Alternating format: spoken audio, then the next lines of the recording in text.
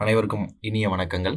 TNPSC group 4 2025 மற்றும் group 2 group 2A 2025 preliminary இந்த ரெண்டுக்கும் தயார் பண்ணிட்டு இருக்கக்கூடிய மாணவர்களுக்கு நம்ம ஒரு ஷெடியூல் பிரகாரம் கிளாஸ் போயிட்டு இருக்குது.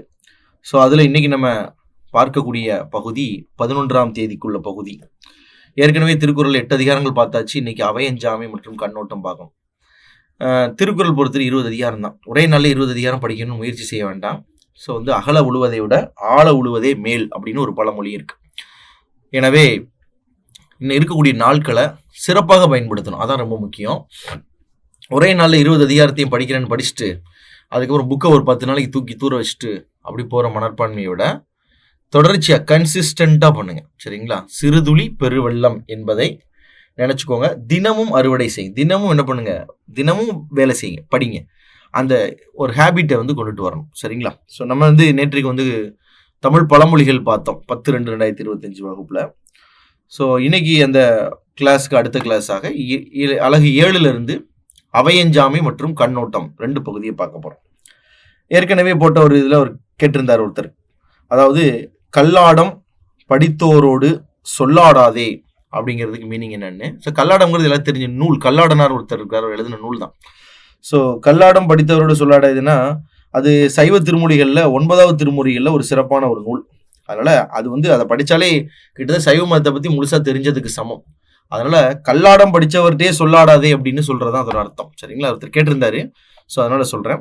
ஸோ இன்னைக்கு உள்ள வகுப்பில் நேரடியாக நம்ம திருக்குறளுக்கு போயிடும். ஸோ திருக்குறளை இன்னைக்கு நம்ம பார்க்கக்கூடிய அதிகாரம் அவை அஞ்சாமை மற்றும் கண்ணோட்டம் 2 அதிகாரங்களை பார்க்க போகிறோம். அவை அஞ்சாமை, அதாவது அவை என்றால் கற்றவர்கள் நிறைந்த சபையை சொல்றார்.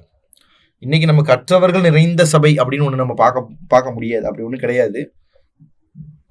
இருந்தாலும் முன்னாடி காலகட்டங்களில் நல்ல திறமைசாலிகளை அரசு அவையில தான் என்ன பண்ணுவாங்கன்னா தேர்ந்தெடுப்பாங்க. அப்போ நல்ல திறமைசாலிகளை அரசவையிலேருந்து தேர்ந்தெடுத்து அவங்கள அங்கீகரிப்பாங்க, அவங்களுக்கு பரிசுகள் கொடுப்பாங்க, அவங்கள பாராட்டுவாங்க. நியாய தர்மங்களை விவாதிக்கக்கூடிய இடமாகவும் அரசு அவை இருந்துச்சு அந்த காலகட்டங்களில். இன்னைக்கு அது எல்லாமே சுருங்கி சட்டமன்றங்களே பாராளுமன்றங்களில் மட்டும்தான் விவாதங்கள்லாம் நடக்குது. முன்னாடி அப்படி கிடையாது. அரசருடைய அவையில் அந்த விவாதங்கள் நடந்துச்சு. அதனால அரசர் ஏதாவது ஒரு கேள்வி கேட்கிறார். உதாரணத்துக்கு ஏற்கனவே சொன்ன கதை தான். அந்த செண்பக பாண்டியன் என்கின்ற ஒரு பாண்டிய மன்னனுக்கு பெண்களின் கூந்தலில் இயற்கையில் நறுமணம் வருதா செயற்கையில நறுமணம் வருதா என்ற ஒரு ஐயம் இருந்துச்சு இல்லையா? அப்போ அந்த சூழல்லாம் என்ன பண்றான், மதுரை தமிழ் சங்கத்தில் வைக்கிறார் இந்த முறையில். அப்போ நிறைய பேருக்கு இது என்னது மன்னனுக்கு இப்படி ஒரு சந்தேகம், நாட்டையும் மக்களையும் பாதுகாப்பதை விட என்ன இப்படி ஒரு சந்தேகத்தில் இறங்கிட்டான் அப்படின்னு தோணும். ஆனால் அதை சொல்றதுக்கு பயப்படுவாங்க, எதற்கு போட்டு அப்படின்ட்டு. இவர் ஒரு பரிசை கொடுத்த உடனேயும் மற்றவர்களாக இருந்தால் என்ன செஞ்சிருப்பாங்க அப்படின்னா, ஆகா மன்னரை நீங்கள் சிறந்த பரிசு அளிச்சிட்டீங்கன்ட்டு உடனே அவருக்கு ஃபேவரபிளாக பேசி முடிச்சிருவாங்க. ஆனால் இந்த நக்கீரர் என்ற புலவர் பார்த்தீங்கன்னா உடனடியாக எந்திரிச்சு அப்படி கிடையாது, மன்னரை நீங்கள் செஞ்சது தவறு தான் அப்படின்னு அவருடைய வாதத்தை முன்வைக்கிறார். அப்போ அவை அஞ்சாமை என்பதற்கு இதான் உதாரணம். அவையை பார்த்து என்ன பண்ணக்கூடாது, அஞ்சக்கூடாது. தான் கற்று அறிவு புலன் பெற்று அவையில முன்னாடி நம்ம அமர்ந்திருந்தோம் அப்படின்னா அப்போ எதற்கும் அஞ்சாமல் இருப்பவங்க தான் முன்னாடி உட்கார்ந்துருப்பாங்க. பள்ளி வகுப்பறையில் பார்த்துருக்கீங்களா? கிளாஸ்ல அன்னைக்கு ஹோம்ஒர்க் பண்ணியிருந்தோம் அப்படின்னா நம்ம என்ன பண்ணுவோம், நிமிந்து முன்னாடி பெஞ்சில் அழகாக உட்கார்ந்துருப்போம். அன்னைக்கு நிறைய படிச்சுட்டு வர சொல்லியிருப்பாங்க. படிச்சுட்டு வந்தோன்னா ஃப்ரண்ட் பெஞ்சில் உட்காந்து அப்படி நல்ல ஷோல்டர்லாம் உயர்த்தி உட்கார்ந்துருப்போம். படிக்கல, ஹோம்ஒர்க் ஒழுங்கா பண்ணல அப்படின்னா நம்ம கீழே கூனிக்குறி அப்படியே குனிஞ்சிருப்போம். அப்போ எப்போ தைரியம் வரும் அப்படின்னா நல்ல நூல்களை கற்று அறிவு மிகுதியாக முதிர்ச்சி அடையும் பொழுதுதான் அந்த தைரியம் வரும். அப்போ வள்ளுவர் என்ன சொல்றாருன்னா, அவையில பேசுவதற்கு அஞ்சக்கூடாது, அவையில் பேசுவதற்கு அஞ்சி பயப்படக்கூடாது. அந்த அளவுக்கு கல்வி கற்கணும். அதுக்காக சும்மா போய் அவையில போய் பிள்ளையா பேசிட்டு வந்துடக்கூடாது. ஸோ அதாவது கல்வி கற்க வேண்டும், கல்வி கற்ற பிறகு அதன் அறிவை புலப்படுத்த வேண்டும் அவையில் தைரியமாக என்பதுதான் இந்த இடத்துல நம்ம பார்க்கக்கூடிய குறள் அதிகாரம். சரி, முதல் குறள் பாருங்க. வகையறிந்து வல்லவை வாய் சோரார் சொல்லின் தொகையறிந்த தூய்மையவர். அதாவது ஒரு சொல்லை சொல்லும் பொழுது அதுல என்ன விதமான பிழைகள் வரும் என்பதை அறிந்து அந்த பிழைகளை பயன்படுத்தாமல் எந்த மாதிரி ஆட்கள்கிட்ட எந்த மாதிரி நம்ம பேசணும் அப்படின்னு ஒருத்தர் தெரிஞ்சு பேசுறாருன்னு வச்சுக்கோங்க. அந்த வகையை அறிந்தவருக்கு அவர் வாயில் இருந்து தப்பியும் தவறியும் கூட குற்றமான சொற்கள் வராது. அப்போ சொல்லின் வகைகளை அறிந்து மனதால் சுத்தமானவர்கள் அவர்தான் கற்றவரவை கல்லாதவரவை என பேசும் பொழுது பயத்தால் சொல் குற்றப்பட மாட்டார். பயத்துல மாறி உளறிட மாட்டாங்க. வாய் சோறாருன்னா இந்த இடத்துல என்னது, மாத்தி பேசிடுறது. இந்த ஒரு வழக்குன்னு சொல்லி ஒரு காமெடியில கூட சொல்லுவாங்க, எனது கட்சிக்காரர் கத்தினார் அப்படிங்கிறதுக்கு பதிலா வாய்கொளறி ஜட்ஜு முன்னாடி என் கட்சிக்காரர் குத்தினார் அப்படின்னு சொல்லிட்டாங்க. கத்தினார் என்று சொல்வதற்கு பதிலாக குத்தினார் என்று சொன்னா மாறிடுச்சு பயத்துல. அப்போ நல்ல உள்ள தூய்மையான அறிவு உடையவர், சொல்லின் தொகை அறிந்தவர். என்ன சொல்ல சொன்னா என்ன பொருள் இருக்கும், எதை எப்படி சொன்னா புரிஞ்சுக்குவாங்க அப்படிங்கிற சொல்லின் தொகையை அறிந்த தூய்மையானவர் வாய் சோறார் அப்படிங்கிறார். வாய் சோர மாட்டார்னா வாயில் பேசி குற்றப்பட மாட்டார். வகையறிந்து வல்லவை வாய் சோறார். வகையறிந்துனா எந்த இடத்துல என்ன பேசணும்னு இருக்கு இல்லையா. இப்போ நீங்க நல்ல கற்றவர்கள் மத்தியில போய் பேசுறீங்கன்னா அதிக தப்புல பேசணும். ஒன்றும் அறியாத பாமர மக்கள் முன்னாடி போய் பேசுறீங்கன்னா அதற்கு தகுந்தாப்புல பேசணும். சிலர் பார்த்தீங்கன்னா ஒரு இங்கிலீஷ் மீடியம் ஸ்கூலில் படிச்சுட்டு காலேஜ்லாம் கொஞ்சம் இங்கிலீஷ் லைட்டாக படிச்சுட்டு 2 மணி இங்கிலீஷ் பேப்பர் படிச்சுட்டு ஏழைப்பாளைய மக்கள்கிட்ட விவசாயிகள் முன்னாடி வந்துட்டு ladies and gentlemen we are coming from அப்படின்லாம் இங்கிலீஷில் பேசிட்டு இருப்பாங்க. இது தங்களுடைய திறமையை காட்டணும் அப்படிங்கிறதுக்காக. திறமையை காட்ட வேண்டிய இடத்துல தானே காட்டணும். அப்போ வகையறிந்து வல்லவை, எந்த வகையில் எப்படி பேசணும்னு தெரியணும்.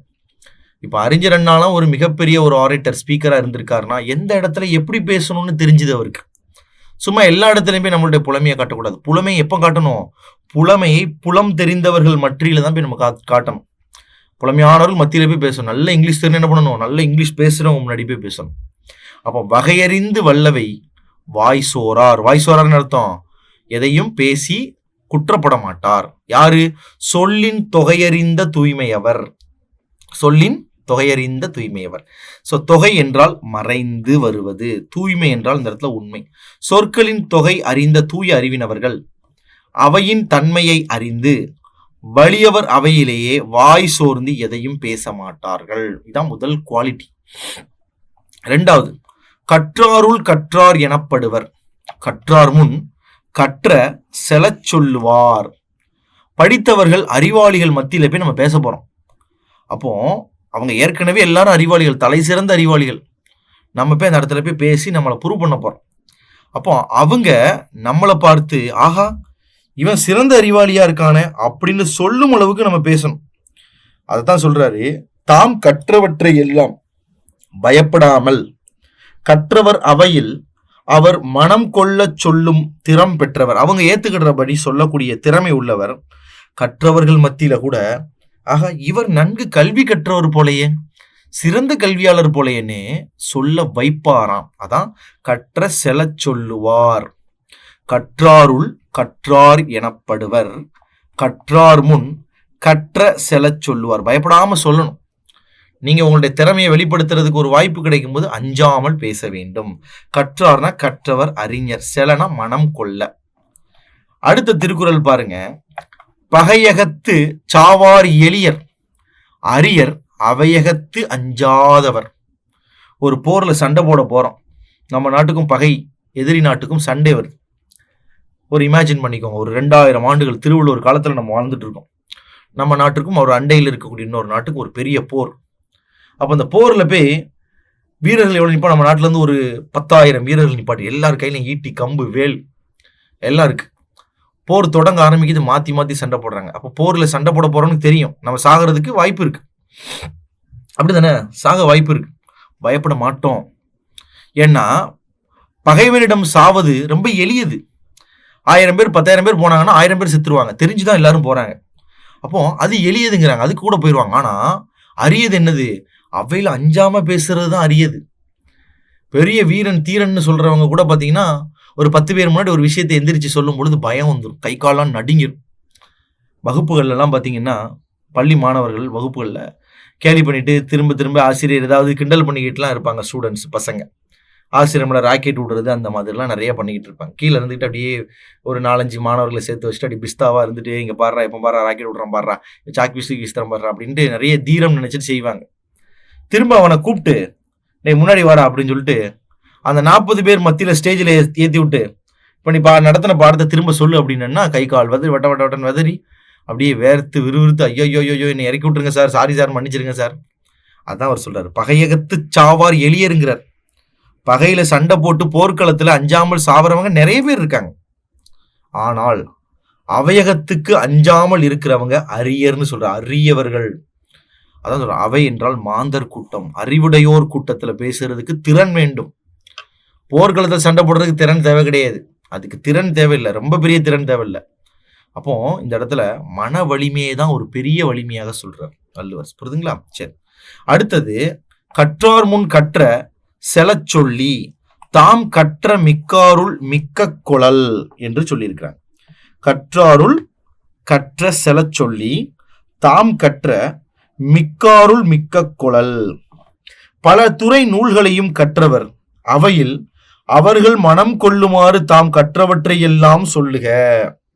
தான் கற்றவற்றிற்கு மேலானவற்றை மிகவும் கற்றவர்களிடமிருந்தும் அறிந்து கொள்ளுக.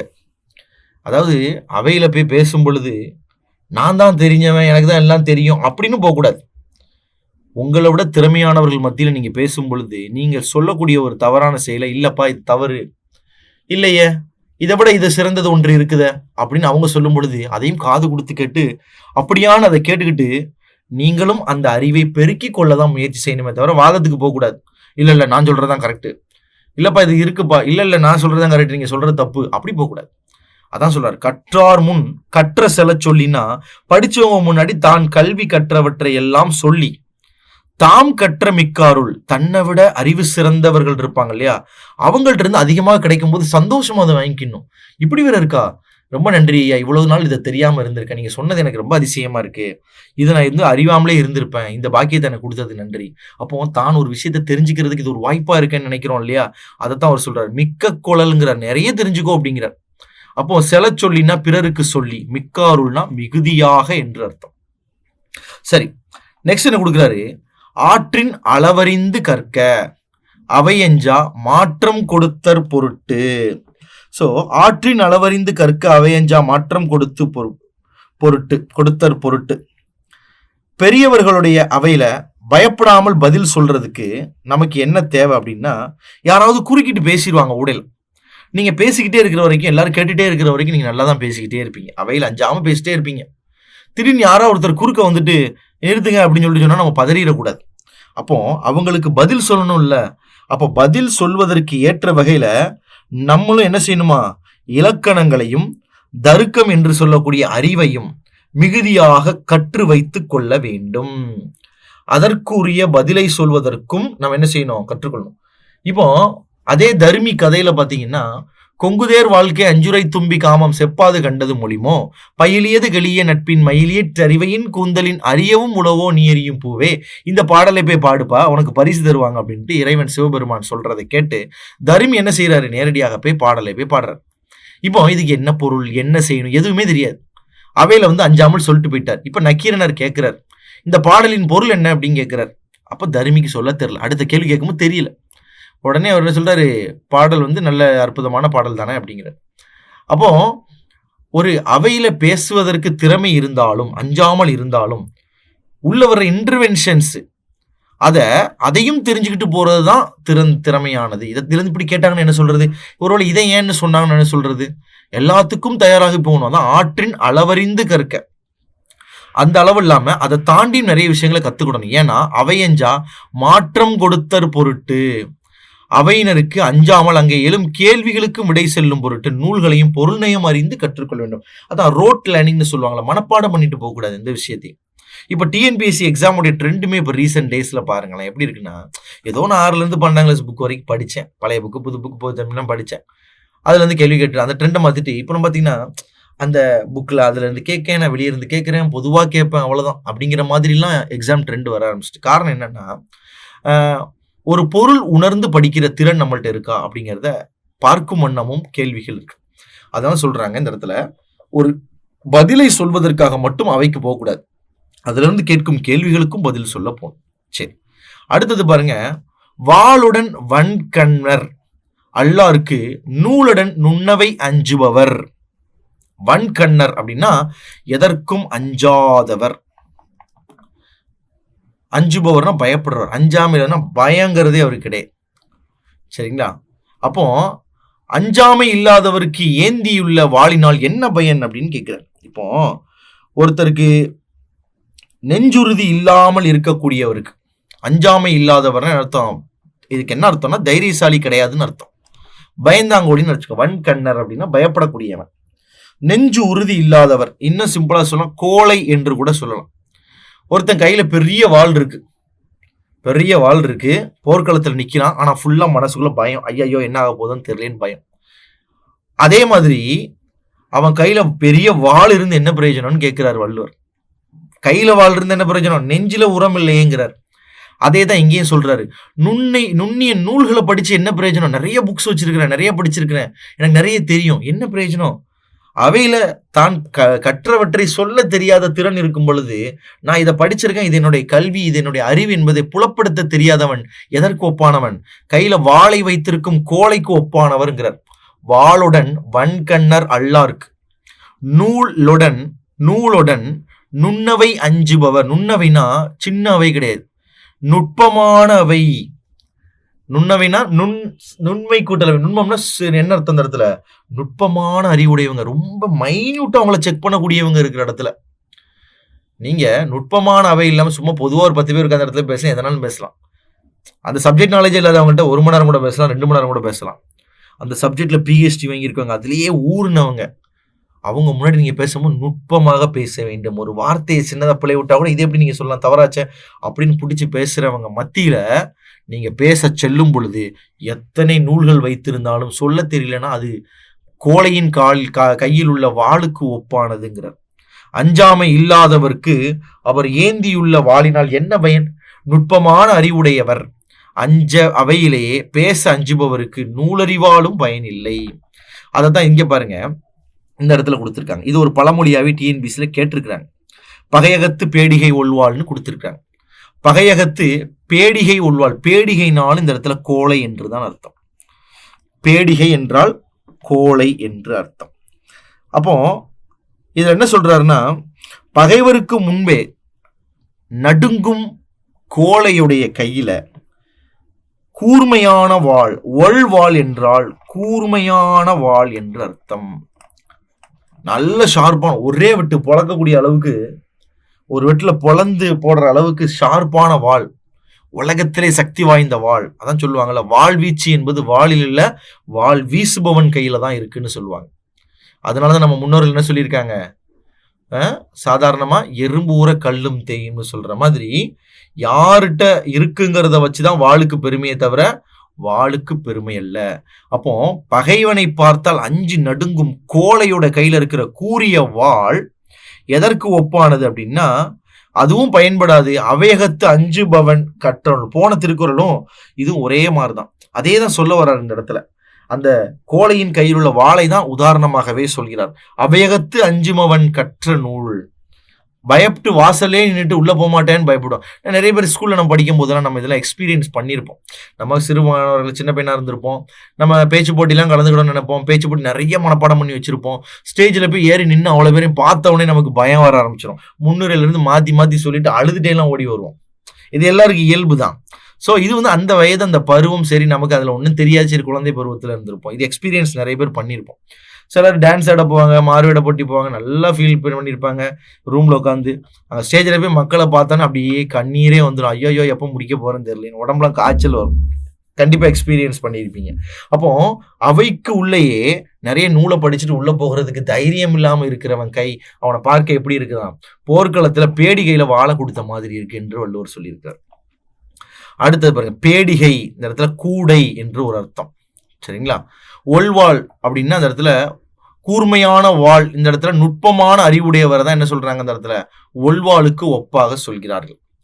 நெக்ஸ்ட் பாருங்க, பல்லவி கற்றும் பயமிலரே, நல்லவையுள் நன்கு செலச் சொல்லாதவர். அதே தான் இங்கேயும் சொல்றார்.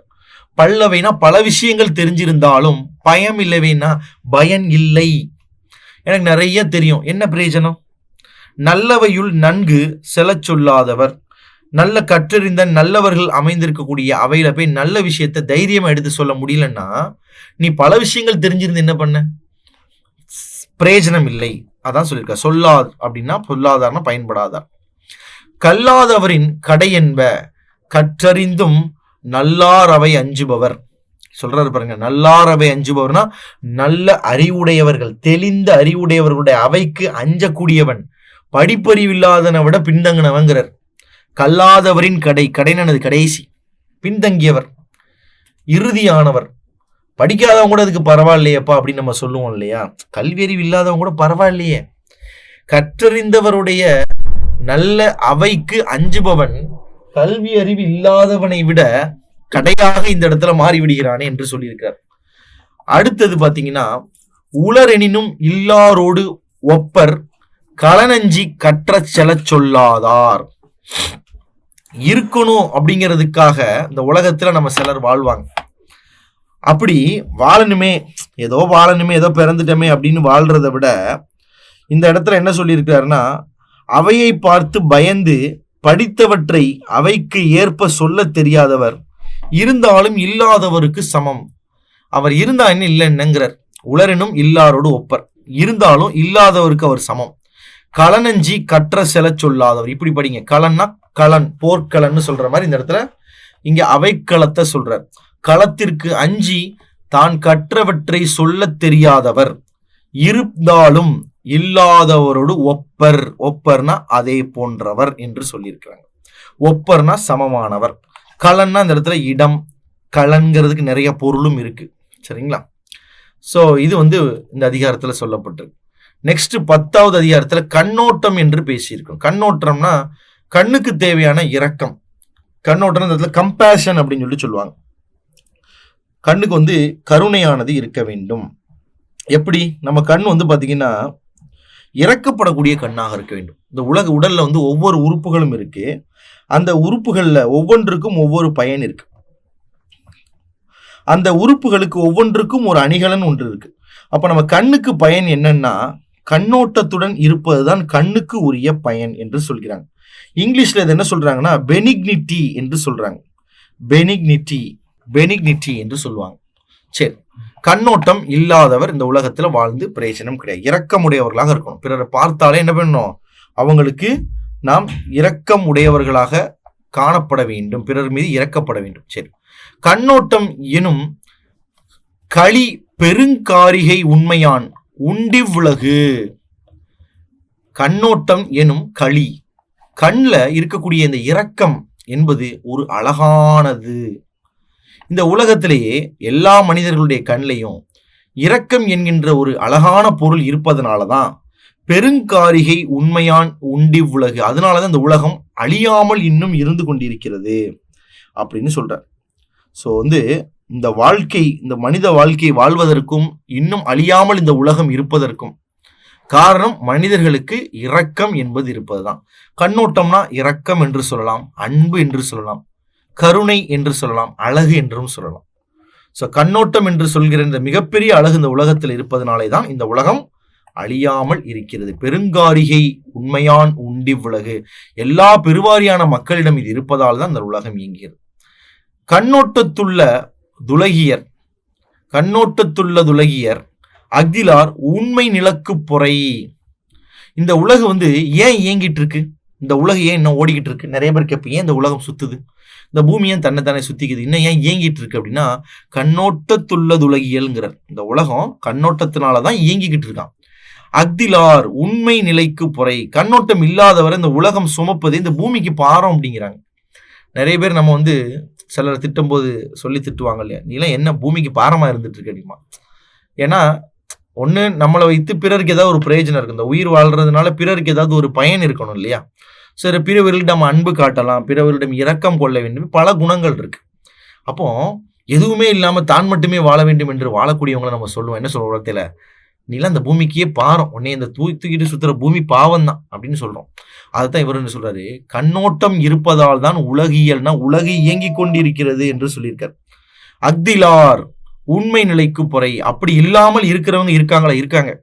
எத்தனையோ பேர் குழந்தைகளை கடத்தி விற்கிறாங்க, குழந்தைகளை பிச்சை எடுக்க வைக்கிறாங்க, பாலியல் பலாத்காரம் பண்றாங்க சிறு குழந்தைகளை. இந்த மாதிரி மனித மாண்பே இல்லாம வாழ்ற மிருகமாக இருக்கிறவங்க இருக்கதான் செய்யறாங்க.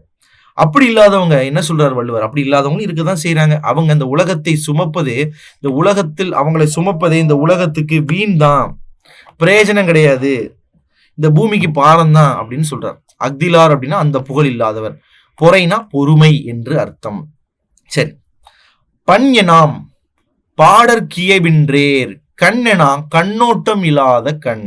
பண், இந்த இடத்துல பண் என்பது உங்களுக்கு எதை குறிக்குது? இசை என்பதை குறிக்கும். இசை இல்லாமல் பாடல் கேட்பதற்கு எப்படி இருக்கும்? மியூசிக் இல்லை, வெறுமனையா பாடகர் மட்டும் பாடுறார். இமேஜின் பண்ணி பாருங்க அந்த பாட்டு எப்படி இருக்கும். அந்த பாட்டுல ஒரு உயிரே இல்லாத மாதிரி இருக்கும். மியூசிக்கோட கேட்டு பாருங்க பாட்டை, அந்த இனிமையானது பிறக்கும். அப்போ ஒரு பாடலுக்கு இசை தான் ரொம்ப முக்கியம். அதே மாதிரி கண் என்பதற்கு கண்ணோட்டம் இல்லைன்னா இசை இல்லாத பாடல் போன்றது. பன்யனாம் பாடற்கு இயல்பின்றேர், பாடலுக்கு இயல்பானது இசைதான். அதே போன்று கண்ணெனா கண்ணோட்டம் இல்லாத கண். கண்ணெனானா கண், கண்ணோட்டம் என்ற இரக்கம் இல்லாத கண் இசையில்லாத பாடலுக்கு ஒப்பானது. எடுத்துக்காட்டு சொன்னதுனால இதுக்கு பேர் எடுத்துக்காட்டு உவமையணி. எப்படி எடுத்துக்காட்டியிருக்காங்க? இத மாதிரின்னு சொல்லல. மியூசிக் இல்லாத பாட்டு எப்படியோ அதே மாதிரி இரக்கம் இல்லாத கண் அப்படி என்று சொல்லியிருக்காங்க. எடுத்துக்காட்டி விளக்கியதால் எடுத்துக்காட்டு உவமையணி. சரி, இரக்கமே இல்லாம வாழ்றாங்களா அவங்க? இன்னும் கொஞ்சம் ஏதாவது சொல்லலாமா? சொல்றாரு. என்ன சொல்றாரு பாருங்க. உளபோல் முகத்தெவன் செய்யும் அளவினார் கண்ணோட்டம் இல்லாத கண். இருக்காங்களே நிறைய பேர் உலகத்துல, கண்ணில் இரக்கம் அன்பு எதுவுமே இல்லாம இருக்கிறவங்கள, அவங்களுக்கு என்ன சொல்றாரு? ஏதோ கண்ணில் முகத்துல கண்ணுன்னு 2 இருக்கு, அவ்வளவுதான். அது மட்டும்தான் அதுல பிரயோஜனம். ஏதோ இருக்கணுங்கிறதுக்காக அது இருக்கு. உளபோல் முகத்தவன் செய்யும், வேற என்ன அந்த கண்ணை வச்சு பிரயோஜனங்கிறார்? கண்ணோட்டம் இல்லாத கண்ணை வச்சு என்ன பிரயோஜனம்? அப்ப தேவையான அளவுக்கு கண்ணோட்டம் இல்லாத கண் முகத்துல இருப்பது போல தோன்றுவதை தவிர வேற என்ன நன்மை இருக்கு? அந்த கண்ணை வச்சு என்ன பிரயோஜனம் இருக்கு அவனுக்கு? பிறருக்கு என்ன பிரயோஜனம் இருக்கு? அப்போ கண் என்பது இந்த உலகத்துல கண்ணோட்டத்துடன் இருக்க வேண்டும். அப்படி இல்லாத கண் முகத்துல இருப்பது வெறும் கண்ணு முகத்துல இருக்கு, அவ்வளவுதான். முகத்தில் ஏதோ 2 கண் இருக்கு, ஒரு மூக்கு இருக்கு, ஒரு வாய் இருக்கு, எல்லா ஜீவராசிக்கும் இருக்கிற மாதிரி இவனுக்கு இருக்கு. அப்படித்தானே அதுக்கு அர்த்தம், அதான அதுக்கு பொருள். கண்ணில் இரக்கம் இருக்கணும், அன்பு இருக்கணும், பரிவு இருக்கணும்னு நம்ம சொல்றோம். திருவள்ளுவர் சொல்லியிருக்கிறார் அதை. அப்போ அப்படி இல்லாமல் எவ்வளோ பேர் தினமும் குற்றங்கள் செய்யறாங்க. நம்ம எவ்வளோ பேப்பர்ல படிக்க அங்க பாக்குறோம். அப்போ அவங்க கண்ணெலாம் ஏதோ இருக்கணுங்கிறதுக்காக 2 கண் இருக்கு, அவ்வளவுதான். கடவுள் கொடுத்திருக்காரு, மற்றபடி இந்த கண்ணை வச்சு பிரயோஜனம் இல்லை. அதான் இந்த இடத்துல சொல்லப்பட்டிருக்கு. அடுத்தது பாருங்க, இன்னும் கொஞ்சம் உள்ள போய் என்ன சொல்றாருன்னா, கண்ணிற்கு அணிகலன் கண்ணோட்டம் அஃதின்றேர் புண்ணென்று உணரப்படும். கண்ணுக்கு ஒரு ஜுவல் என்ன? காதுக்கு காதுல கம்மல் போடுறோம், கைக்கு காப்புகள் போடுறோம், விரலுக்கு மோதிரம் போடுறோம், கழுத்துக்கு நகைகள் செயின் போடுறோம், சங்கிலி போடுறோம். கண்ணுக்கு என்னங்க அணிகலன்னா? கண்ணுக்கு இறக்கப்படுறதாங்க அணிகலன். கண்ணிற்கு அணிகலன் கண்ணோட்டம்ங்கிறார். கண்ணிற்கு அணிகலன் கண்ணோட்டம். அது இல்லை என்றால் அந்த கண்ணை என்ன சொல்லலாமா? வெறும் புண் என்று உணரப்படுங்கிறார்.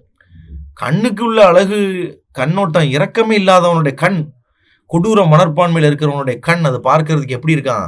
அது கண் இல்லை, அது 2 புண் என்று சொல்கிறார். காயம். அது அவனை படைத்ததே காயப்பட்டு படைச்சிருக்கிறதாக என்ன பண்ணியிருக்காங்க இந்த இடத்துல சொல்லியிருக்காங்க. கண்ணிற்கு அணிகலன் கண்ணோட்டம் அஃதின்றில் புண்ணென்று உணரப்படும்னு சொல்லியிருக்காரு. புண் என்றால் காயம். இன்னும் கொஞ்சம் மோசமா சொல்றாரு, இரக்கம் இல்லாதவங்க. என்ன சொல்றாரு? மண்ணோடு இயந்த மறைத்தனையர்ங்கிறார். மண்ணோடு இயந்த மரத்தனையர் கண்ணோடு இயந்த கண்ணோடாதவர். இந்த உலகத்துல மரத்துக்கு பாருங்க, மரத்தால நகர முடியாது, அது ஒரு இடத்துல அப்படியே இருக்கு. ஒருத்தர் எதுக்குமே பதில் சொல்லலன்னு நம்ம என்ன சொல்றோம்? என்ன மரம் மாதிரி நிக்கிற அப்படின்னு கேட்கிறோம். நம்ம மரமா நீ ஏதாவது பதில் சொல்லு, ரெஸ்பாண்ட் பண்ணுன்னு சொல்றோம். இங்க என்ன சொல்றாரு? மண்ணோடு இணைஞ்ச மரத்தை போன்றவர் என்று சொல்கிறார். மண்ணோடு இணைஞ்ச மரத்தை போன்றவர் யாரு? கண்ணோடு இயந்து கண்ணோடாதவர். கண்கள் இருந்தும் அதில் இரக்கம் இல்லாதவர். இயைந்த என்றால் புகழ், ஒழுங்கு என்று எல்லாம் பொருள். அணையர்னா அந்த தன்மை உடையவர்.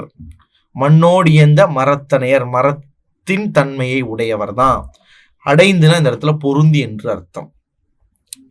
அடுத்தது மறுபடியும் கண்ணோட்டம் இல்லவர் கண்ணிலர், கண்ணுடையார் கண்ணோட்டம் இன்மையுள் இல். அதாவது கண்ணோட்டம் இல்லாதவருக்கு கண் இல்லாதவரை நம்ம சொல்லிட்டு போயிடலாங்க அப்படிங்கிறார். பார்வை தெரியாதவங்களை நம்ம கஷ்டப்படுத்தக்கூடாது. அதனால அவங்க இங்க பொதுவா என்ன சொல்றாங்கன்னா, பார்வை தெரியாதவர் நம்ம சொல்றோம், ஆனா தமிழ்ல குருடர்கள் என்று அதை சொல்றாங்க. அப்படி நம்ம வந்து பார்வை அறிவு இல்லாதவர்களை வந்து நம்ம சொல்லக்கூடாது. ஏன்னா திருக்குறளே ஒரு இடத்துல பார்த்தீங்கன்னா உங்களுக்கு சொல்லியிருக்கும் போது, பொறியின்மை யாருக்கும் பழி என்று அறிவறிந்து ஆழ்வினையின்மை பழின்னு தான் வள்ளுவர் சொல்லியிருக்காரு. அதனால கண் இல்லாதவர்கள் நம்ம சொல்ல தேவையில்லை. என்ன சொல்றாரு, கண்ணில் இறக்கம் இல்லையா, அவன் தான் உண்மைக்குமே குருடர். பார்வை தெரியாதவங்களை நம்ம குருடர்னு சொல்லக்கூடாது. அவங்க வந்து இயற்கையில கண் பார்வை தெரியாதவர்கள், அவங்க வந்து மாற்றுத்திறனாளிகளாக இருக்கலாம். அவங்கள நம்ம மாற்றுத்திறன் கொண்டவர்கள்னு சொல்லணும். இந்த குருடர் என்கின்ற ஒரு வார்த்தை யாருக்கு பயன்படுத்தலாம், இந்த பார்வையில் இரக்கம் இல்லாதவர்களுக்கு சொல்லலாம். அப்போ கண்ணோட்டம் இல்லாதவர்கள், கண்கள் இருந்தாலும் அவர் குருடர்களே. கண்ணுடையவர்கள் கண்ணோட்டம் இல்லாமல் இருத்தல் என்பது பொருத்தமில்லை. கண்ணுடையவர்கள் கண்ணோட்டம் இல்லாமல் இருத்தல் என்பது பொருத்தமில்லை என்று சொல்லியிருக்கார். ஸோ இல்லவர்னா இல்லாதவர், இன்மை என்றால் உங்களுக்கு துன்பம். அப்போ கண்ணு இருக்குங்கிறதுக்கு மட்டும் சொல்லல, பார்வையில் இரக்கம் இல்லைனாலே அவங்களுக்கு கண் இல்லாதவங்க அப்படின்னு அர்த்தம். ஸோ கண் இருக்கிறவங்க எல்லாம் கண் நோட்டம் உள்ளவர்களாக இருக்க வேண்டும் என்றுதான் அவர் சொல்லியிருக்கிறார். அடுத்தது 8, கருமம் சிதையாமல் கண்ணோட வல்லாருக்கு உரிமை உடைத்து உலகு. பழைய கேள்வியில கேட்டிருக்காங்க, இந்த உலகம் யாருக்கு உரிமையானது என்று வள்ளுவர் சொல்லி இருக்கிறாரு. கருமம் சிதையாமல் கண்ணோட வல்லாருக்கு, இறக்கப்படணும். இறக்கப்படுறங்கிற பேர்ல தான் எடுத்துக்கொண்ட செயல்ல வந்து தோல்வி அடைஞ்சிடக்கூடாது. தான் எடுத்த கருமத்தையும் வெற்றி பெற வேண்டும். அதான் கருமம் சிதையக்கூடாதுங்கிறார். ஃபார் எக்ஸாம்பிளுக்கு பார்த்தீங்கன்னா, கண்ணுக்கு இறக்கம் இருக்கணும். இப்போ நீங்கள் காலையில் ஒரு இன்டர்வியூக்கு போயிட்டு இருக்கிறீங்க 10 மணிக்கு. அப்போ அந்த நேரத்தில் இறக்கப்பட்டு ஒரு இடத்துல பஸ் ஸ்டாண்ட் நின்றுருக்கீங்க. ஒரு முதியவர் உங்கள்கிட்ட வந்து எனக்கு ஒரு சின்ன உதவி செய்யுங்க ஏதோ ஒன்று கேட்குறார். உங்களுக்கு 10 மணிக்கு இன்டர்வியூ போகணும், மணி 9:30 ஆயிடுச்சு, அரை மணி நேரம் ஆகுது. அப்போ நீங்கள் இறக்கப்படணுங்கிறதுக்காக உங்களுடைய செயல்லையும் நீங்கள் செஞ்சு வெற்றி பெறணும். அவருக்கும் நீங்கள் கண்ணில் இரக்கத்தோடு இருந்து செயல்பட்டு அவருடைய பரிவை நீங்கள் வந்து சரி செய்யணும். அப்போ இந்த இடத்துல அப்படி செய்கிறவன் தான் திறமைசாலி. நீங்கள் அதுக்காக உங்களுடைய வேலையையும் பணியையும் விட்டுட்டு எனக்கு இறக்கப்பட சொன்னார் வள்ளுவர்ன்ட்டு நீங்கள் உங்களுடைய செயல்பாடுகள் எல்லாத்தையும் ஜீரோ ஆக்கிட்டு அன்னைக்கு ஒரு நாள் ஃபுல்லும் உட்காந்து அவருக்கு உதவி செஞ்சுட்டு, சரி எப்படியோ உதவி செஞ்சுட்டோம்பா, போதும்பா, கடவுள் நமக்கு நல்ல ஒரு உதவி செய்யறதுக்கு வாய்ப்பு கொடுத்தாரு அப்படின்னு நினைக்கக்கூடாது. தான் எடுத்த செயலிலும் என்ன இருக்கணும், அதையும் சிதைவடையாமல் செய்து முடிக்க வேண்டும். கருமம் என்றால் எடுத்திருக்கும் செயல், சிதையாமல் என்றால் அதுல எந்த ஒரு சீரும் கெடாமல். அப்படிதான் கண்ணோட வல்லாருக்குன்னு வள்ளுவர் சொல்லியிருக்காரு. தவிர அப்படியே பிளாங்கா போய் இறக்கப்படு, எல்லார்ட்டையும் இறக்கப்படு அப்படின்னு சொல்லிட்டு சொல்லலாம். ஒருத்தர் ஏமாத்துறாங்கன்னா ஏமாத்துறவங்கள்ட்ட இறக்கப்படணும் அவசியம் கிடையாது. யார் ஏமாற்றுறாங்க, யார் வந்து சரியா இருக்காங்கிறதையா தெரிஞ்சுக்கிடணும் இல்லையா, அதுவும் ஒரு திறமை தான். அப்போ எடுத்த செயலில் சிதையாமல் இறக்கப்பட்டு வாழ்பவர்களுக்கு தான் இந்த உலகம் உரிமையானது என்று சொல்லியிருக்கிறாங்க. அடுத்தது பாருங்க, ஒருத்தாற்றும் பண்பினார் கண்ணும் கண்ணோடி பொறுத்தாற்றும் பண்பே தலை. ஒருத்தார்னா தன்னை கஷ்டப்படுத்துறவங்க, தம்மை வருத்தும் தன்மை உடையவரிடத்திலும் கண்ணோட்டம் உடையவராக அவரது குற்றத்தையும் பொறுத்து நடக்கும் பண்பு தான் தலை சிறந்தது. யாரு வந்து பிறர் தனக்கு தரக்கூடிய துன்பத்தையும் பொறுத்துக்கிட்டு அவர் மேலேயும் இறக்கப்படுறாரு, இது எவ்வளவு பெரிய ஒரு அதிசயமான விஷயம். அதான் மானுட பண்பு. நம்ம பொதுவா வந்து பாத்தீங்கன்னா இந்த திருக்குறள்ல சொல்லியிருக்கிற நெறியெல்லாம் நமக்கு யாரும் சொல்லி தர மாட்டாங்க. நம்ம எல்லாரும் மனிதனாகவே இருக்கிற வரைக்கும் நமக்கு அந்த நெறிகள் போதாது. மனிதன் அடுத்த ஒரு உயர்ந்த நிலைக்கு போகணும்னா வள்ளுவர் சொல்லக்கூடிய அந்த வார்த்தைகளை கவனிக்கணும்.